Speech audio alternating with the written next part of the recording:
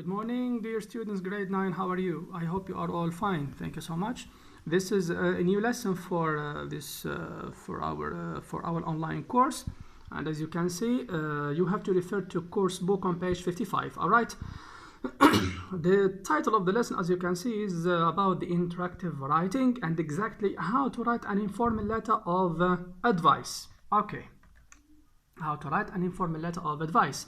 So let's start explaining, please. The explanation, please.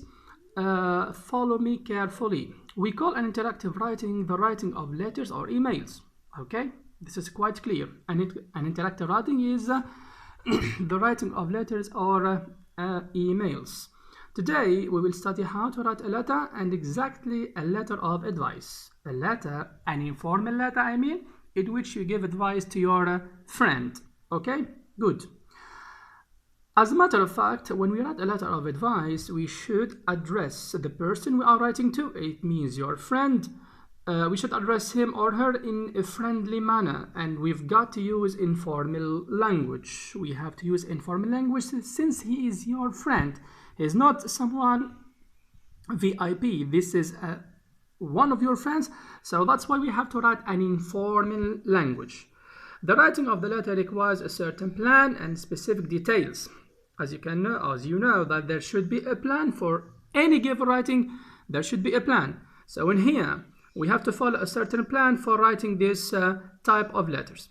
First of all, when you start writing your letter, there is no need to write any address. You just start with dear. Don't write any address at all. Neither yours nor your recipient, all right? Your friend, I mean. Don't write an address.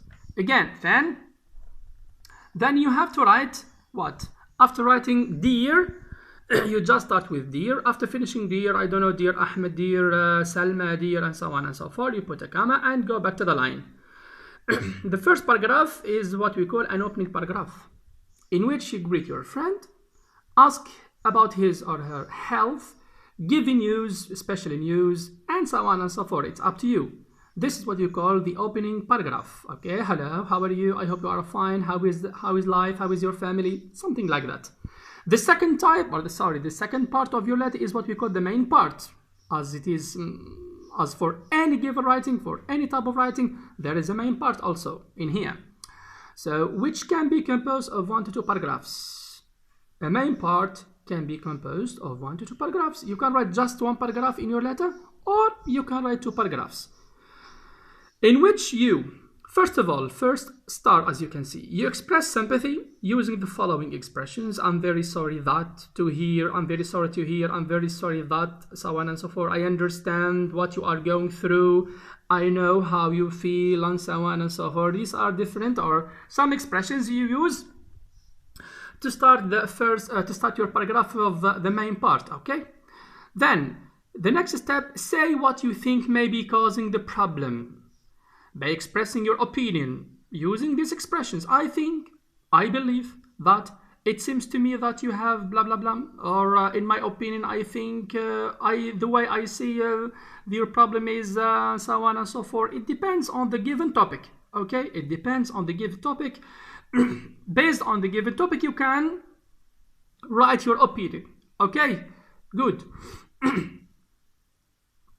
Then say what you think, give your advice. Yes, the next step, give your advice and make suggestions by using these expressions. You will give advice now to the problem of your friend. You have to help him by giving him or giving her an advice using these expressions. If I were you, I would do, and so on and so forth. I don't know, it depends on the topic. Maybe you should, maybe you could, so on and so forth. Okay, what about lending?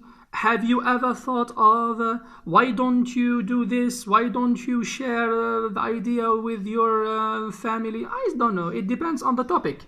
It depends on the main topic of the letter. Okay, so the most important is that you have to refer to these expressions when you want to give advice to your friend. The third step of your letter is what we call the closing paragraph, by which you close your letter, in which you make a final comment. use phrases like I hope everything turns out well, let me know how it went with you, and so on and so forth. Just 2 lines, I think, enough, or 1 line and a half is enough to close your letter. And the last step of your letter in general is what we call the signing off, by which you sign off, by which you end your letter, and it can be on the left side of the page or in the middle. The signing off, by which you sign, by which you finish, you close, you end your letter. Best love, for example, your friend, I hope to see you soon, your friend, best love, best wishes, and you write your name down. It's optional whether to write your name or no, okay? The signing off can be on the left side of the page or in the middle, okay? No problem for that. And please, my dears, you can refer to your book in here. At the end of your book, you will find this page, writing reference and informal letter, and you find this layout, how to write your letter, and so on and so forth. Okay, you can refer to this page at the end of your in the end of the book, at the back of the book, sorry. Okay, you can find this page and refer to this layout.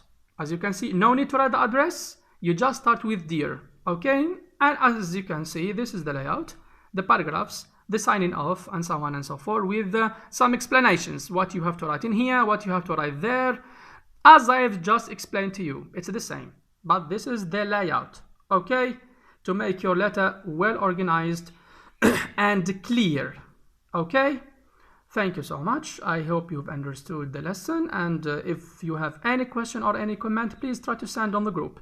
Okay, thank you so much.